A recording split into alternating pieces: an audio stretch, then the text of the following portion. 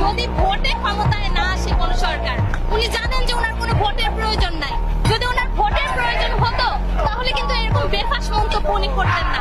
যেহেতু উনি জানেন ওনার ভোটের কোনোই প্রয়োজন নাই এবং উনি বিনা ভোটে বারবার ক্ষমতায় আসতে পারবেন এবং এরকম একটা প্রক্রিয়া দেশে উনি চালু করেছেন, সুতরাং ওনার জন্য এটা কোনো ব্যাপার না। 5টা লাশ পড়েছে, 10টা লাশ পড়েছে, আমি তো আমার সিংহাসনে আছি, এটা ওনার জন্য কোনো ব্যাপার না। স্যাটার বলে যে একটা শব্দ আছে, এটা ওনাদের জানাই নেই যে রাজাকার কে বলেছে।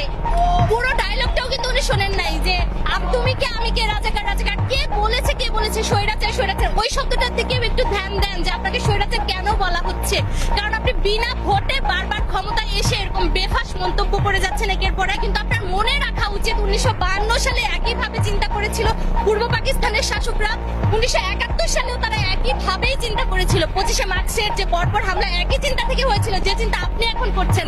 হল বন্ধ করে দিবেন, ইউনিভার্সিটি বন্ধ করে দিবেন,